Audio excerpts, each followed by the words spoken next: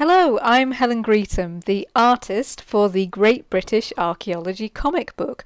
Or probably I should say one of the artists, because the book is going to incorporate submissions of art from various talented young artists who are interested in archaeology.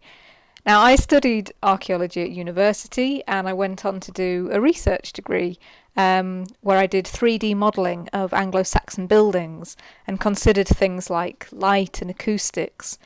And that got me very interested in ways of visualising archaeology in a way that's exciting and interesting for people. And about the same time, I got into making comics. So this project has been really exciting for me because it's uniting these two things that I love. So I thought I would talk you through the process I've been using to make a page of the comic book. Now, I tend to work digitally on a drawing tablet, but you don't have to have lots of high-tech equipment to make a comic. I enjoy having an undo button and maybe being able to kind of move things around as I want to, but I think that it can be hard with digital art to stop things looking a bit kind of artificial. And you'll see how I sort of combat that a bit later. So for the comic book, I thought it would be interesting to write a story from the point of view of an archaeological artefact, coming to terms with the fact that his role has changed in the world. He used to be an item that people used, that was very much part of everyday life, and now he's not. Now he is archaeology and he's having to find out what that means. So to do that, I had to think of some characters who are easy to relate to. And the thing I settled on for my main character is this little guy here. He's a brooch shaped like a dog. He's a Roman brooch. And he is based on a real brooch that's in the Metropolitan Museum in New York. And he may have been made in Britain. Apparently, a lot of these Roman enamel brooches from about the 2nd century were maybe made in Britain, so that's quite fun. So yeah, he's happy being a brooch until he gets lost and he ends up many years later being uncovered and becoming archaeology. And I've decided he has some friends who he makes when he ends up in a museum, who are going to teach him about archaeology and let him know what his new role is. So here they are. We've got a coin here. There's an Anglo-Saxon coin.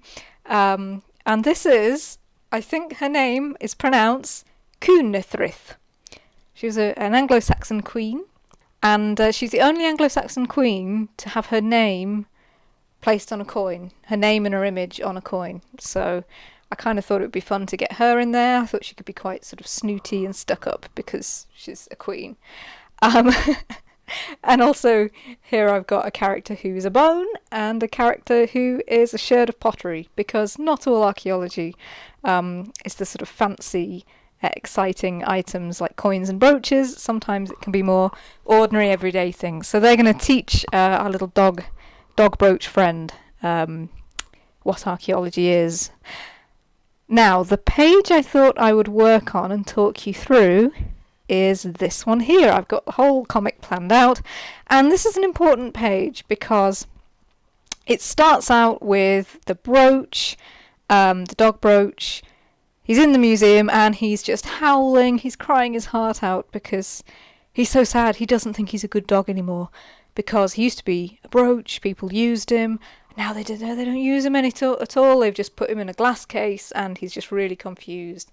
He just doesn't understand. So the first step that I go through when I'm planning a page is kind of a thumbnail sketch, I guess, a little kind of sketch, a rough sketch, to plan out where the text is and where the artwork is and how the reader's eye is going to be guided through the page. I don't want to spend any time on the drawings at this stage. I just want to get right kind of the spacing, because a lot of the way that you read comics is to do with where the text is, where the images are, and where your eye goes. So in this case, perhaps I should get an arrow and show you. So I've got some narration up here, and I think you look down here, you see the brooch is here and he's just howling, and then someone else is interrupting and saying, "Excuse me, what are you doing?" And then we'll have the brooch here, I think. There he is, the dog brooch, and he's kind of talking to the snooty queen who's there. Then we'll have a close-up on the snooty queen. Now then I thought it would be fun if the brooch is kind of like sat down like a little kind of happy dog there. He's like questioning her, saying, "What are you talking about?" And we'll have another kind of zoom up on him as he sort of reacts to what she's saying. So I keep that really, really, really rough. And then I go over it.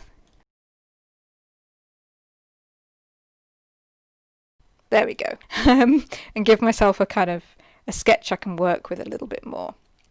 So this was fun because I had to come up with what does the interior of a museum look like. I visited lots of them, and I thought I knew what they looked like and I could draw one really easily, but when I had to sit down and do it, I thought, what do they have in them?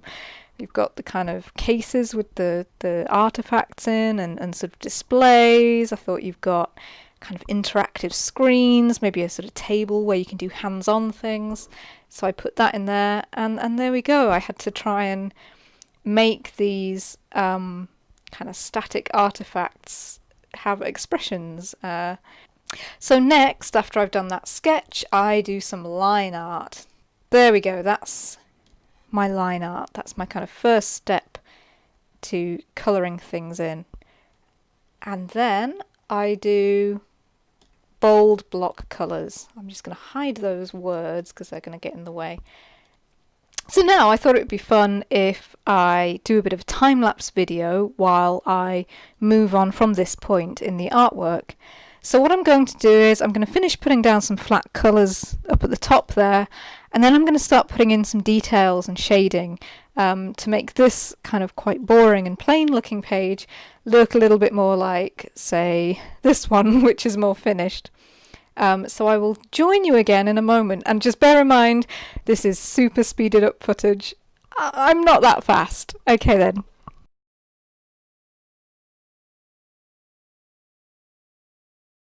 Just to say, at this point I'm thinking about the direction that the light is coming from. In this case we've got this massive window here, so I think a lot of the light is going to be coming from that window, and it's quite kind of yellowish light, which I think I've not quite captured very well, so I'm going to keep going at that. So just as at school you may get told by your art teacher to rotate your paper, you don't have to keep it straight up. You can turn it any direction you want to make things easier for you. And it's the same when you're working on digital art. You can rotate the canvas around, and that makes things a lot easier. So one thing to bear in mind with these objects is that they're quite shiny, and I want to try and show that in the artwork. So I'm just working on doing some highlights that are going to give that impression of it being shiny without being too distracting. Let's see if I can get that balance right.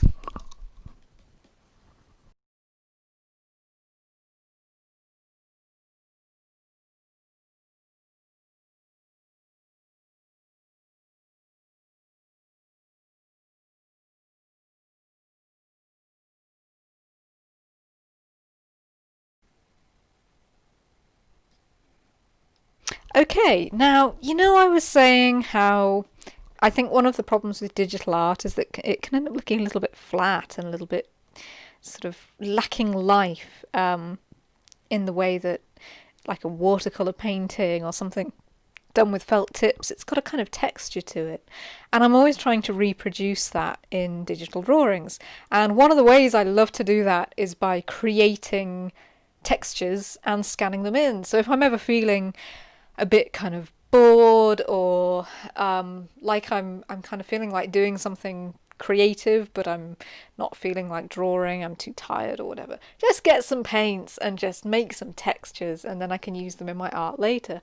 So what I'm going to try and do is put some textures just in this kind of really blank space here, which is the inside of the case that the coin and the brooch are in, just to see if I can make it look a little bit less flat.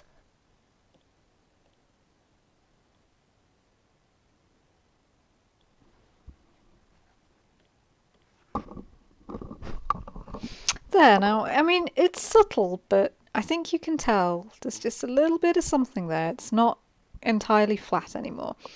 So I think what I'm going to do now is add more shadows and shading, and just kind of make this more 3D. I'm going to give that a try. Now, this kind of shading that I'm doing here, where it's kind of chunks of shadow rather than soft. If you look at shadows in the real world, they're quite soft and they can be quite fuzzy in the edges, you know. So more kind of let's see, more sort of soft like that, more kind of gradiated. But I think for this comic, I'm going to use a little bit anyway of this kind of hard shading like this, which is called cell shading. It's used a lot in cartoons because I guess it's kind of quick and easy, and it looks good from a distance. It's nice and bold. But I'm going to put in a bit of sort of softer shading as well later on, I think.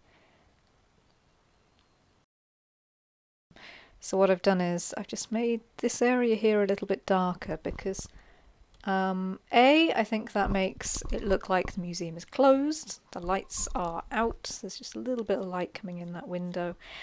And B, actually, it kind of guides your eye towards the thing that's lit up. So that'll be good. Right, now let's put that the text back in again and start dealing with that. I need to draw some bubbles. Over here I'm going to have a great big howl coming from Mordio, the dog Broach, and that's going to be fun to draw. Now I'm trying to think, what should I write? What does a dog go aroo? Does it go howl? I think howl might make more sense. This is a case of onomatopoeia, when you have a word that sounds like the thing it's describing. So the word howl sounds like a howl.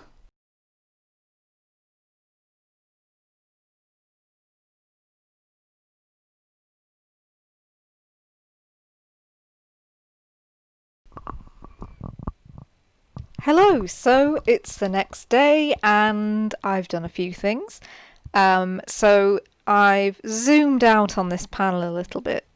So it used to look like this and I've made it look like that. It took a little bit of work. I had to kind of remember what colours I'd used on the edges and sort of... But that's one of the good things about doing digital art is you can resize things quite easily. So I've done that and I've put in the speech bubbles. So I think with that I'm pretty much done on this page. So thank you very much for watching. I hope you found it interesting and I hope you enjoy the Great British Archaeology comic book.